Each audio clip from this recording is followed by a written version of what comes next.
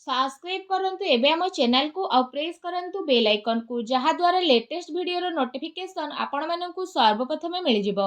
नमस्कार बंधुगण आपण मानकु आम यूट्यूब चैनल को स्वागत।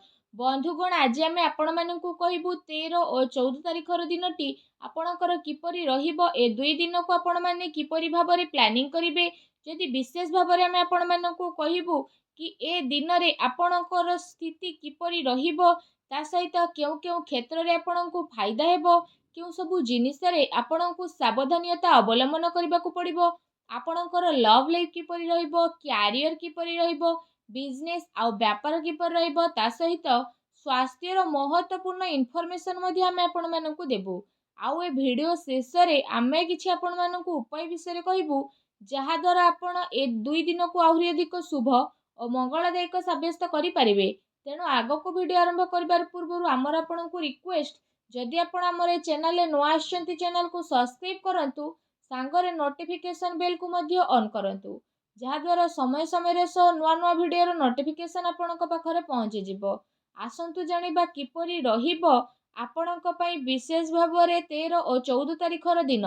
सबुठारु प्रथमे जानिबा कि कोन आपणक पई ए दुई दिन रे पॉजिटिव रहबा पई जाउछि। जदि आमे आपण मानको विशेष भाबरे कहिबू परिवार द्वारा बहुत भल संबंध हेबार विशेष रूप से संभावना बनुछि। कौनसी स्थिति रे आपण को विकास देखा मिलिबो तथा घर परिवार रे समस्तक सहित आपसिक सामंजस्य आपणकर बहुत ही भल रहिबो। आपणक द्वारा करा जायथिबा कार्य द्वारा ए दिन रे आपण को बहुत भल सफलता तथा परिवार रो सम्मान मध्ये आपण को प्राप्त हेबो। ए दिन रे विशेष रूप से आपण समस्तक प्रति आस्था रखिबा सहित समस्तक सहयोग करबा पई ट्राई करिवे। ता सहित जदि कहिबा ए दिन रे आपण बाहर रो गतिविधि रे निजर ध्यान को अधिक केंद्रित करिवे तथा योजनाबद्ध उपाय रे निजर कार्य को सुचारी मध्य नेबे। आपणक प्रियतम को द्वारा बहुत भल सफलता प्राप्त हेबो तथा आयर साधन मध्य आपणकर काफी मजबूत रहइबो।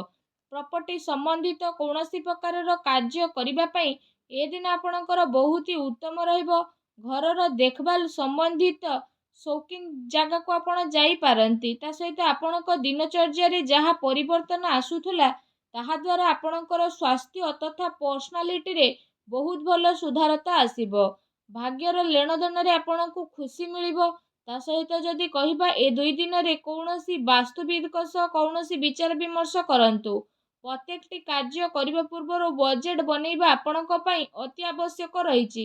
ए दिन रे अन्य काम रे ध्यान देबा अपेक्षा निजर व्यक्तिगत कार्य रे आपण अधिक ही ध्यान केंद्रित करंतु। पिलांक तरफरु विशेष रूप से चली आसुतबा समस्यार उत्तर मिलिबा कारणरु खुशी भरा माहौल आपणकर मरिबो। धन कर्म समाजसेवी संस्था रे विशेष रूप से आपणकर रुचि रहिबो।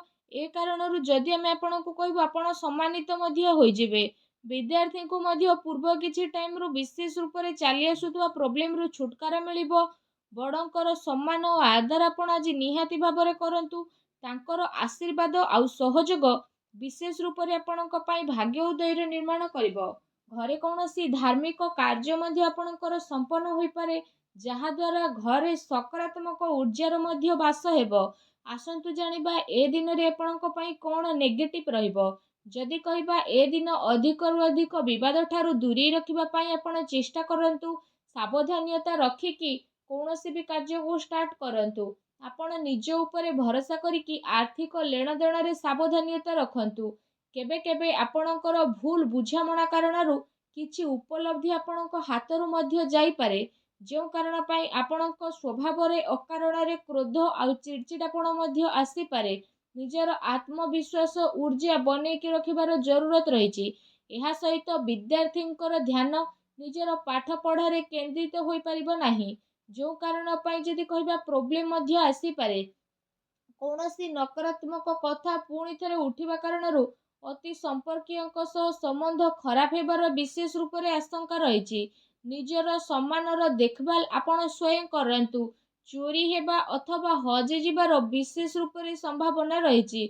प्रॉपर्टी संबंधित क्षेत्र रे कौनसी अति संपर्कीय बा भाई सह कौनसी लड़ाई झगड़ा हेबार विशेष रूप से आशंका रहिछि। तेणु सावधान होतु। ଏହା ସହିତ କୌଣସି ବି ଉପଲବ୍ଧି ମିଳିବା ଦ୍ୱାରା ତୁରନ୍ତ ହିଁ ସେ କାର୍ଯ୍ୟ କରନ୍ତୁ। ଅଧିକ ଭାବିବା ଚିନ୍ତିବା ଦ୍ୱାରା ସମୟ ଆପଣଙ୍କ ହାତରୁ ମଧ୍ୟ ଯାଇପାରେ। ତା ସହିତ କୌଣସି ଅଜଣା ବ୍ୟକ୍ତିଙ୍କ କଥାରେ ଆସିକି ଏଦିନ ଆପଣ ନିଜର ନୁକସାନ ମଧ୍ୟ କରିପାରନ୍ତି। ତେଣୁ ଟିକେ ସାବଧାନ ରୁହନ୍ତୁ। ଧ୍ୟାନ ରଖନ୍ତୁ କି ଏଦିନ ଖର୍ଚ୍ଚର ବି ଅଧିକତା ରହିବ। ତା ସହିତ କୌଣସି ପଡ଼ୋଶୀଙ୍କ ସହିତ କୌଣସି କଥାକୁ ନେଇ ଆପଣଙ୍କର ଲଢ଼େଇ ଝଗଡ଼ା ମଧ୍ୟ ହୋଇପାରେ। କ୍ରୋଧ ଅପେକ୍ଷା ଶାନ୍ତିପୂର୍ଣ୍ଣ ଉପାୟରେ ମାମଲାକୁ ସୁଲଝିବା ପାଇଁ ଚେଷ୍ଟା କରନ୍ତୁ। ସ୍ୱଭାବରେ ଧୈର୍ଯ୍ୟ ଏବଂ ନରମତା ବନେଇକି ଆପଣ ରଖନ୍ତୁ।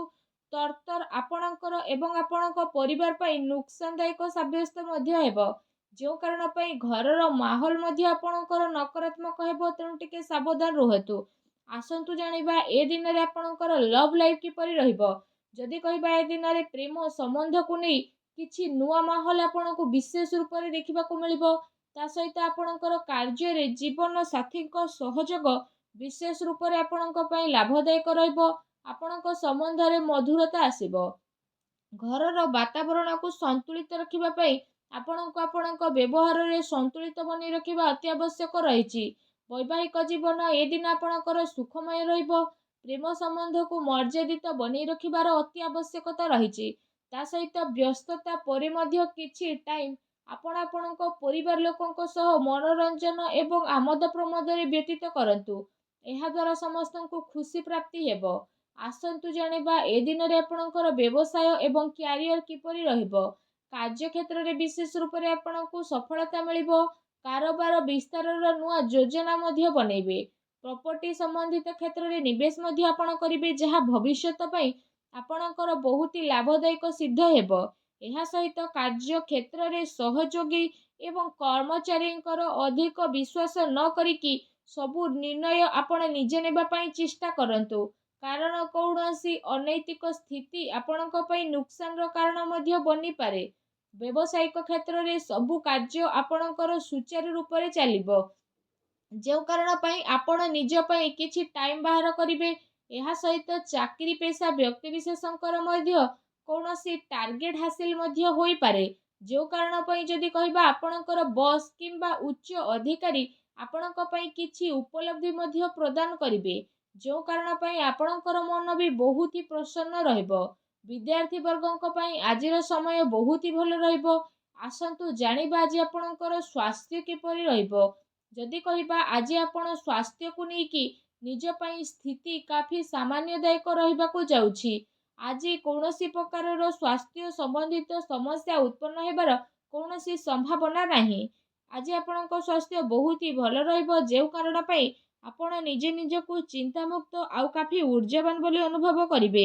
ଏହା ସହିତ ନିଜ ସ୍ୱାସ୍ଥ୍ୟକୁ ଆହୁରି ଅଧିକ ଭଲ ରଖିବା ପାଇଁ ଆପଣ ପ୍ରତ୍ୟେକ ଦିନ ଯୋଗ କରନ୍ତୁ, ବ୍ୟାୟାମ କରନ୍ତୁ, ସୁସ୍ଥ ରୁହନ୍ତୁ।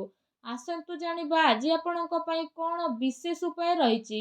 ଯଦି କହିବା ଆଜି ଆପଣ ସ୍ନାନ ଆଦି ବିଶେଷ ରୂପରେ କରିସାରିବା ପରେ ଭଗବାନ ଶିବଙ୍କୁ ବିଶେଷ ରୂପରେ ଜଳରେ ତିଳ ଅର୍ପଣ କରିକି ପୂଜା କରନ୍ତୁ। ଏହା ସହିତ ମହାମୃତ୍ୟୁଞ୍ଜୟ ମନ୍ତ୍ରର 108 ଥର ଜପ ମଧ୍ୟ କରନ୍ତୁ।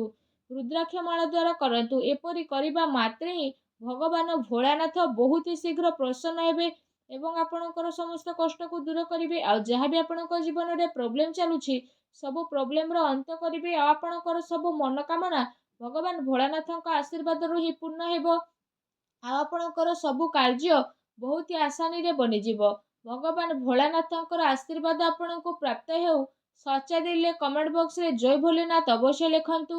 ଆଉ ଭିଡ଼ିଓକୁ ଲାଇକ୍ କରିବା ପାଇଁ ଆଦୌ ବି ଭୁଲନ୍ତୁ ନାହିଁ। ଧନ୍ୟବାଦ।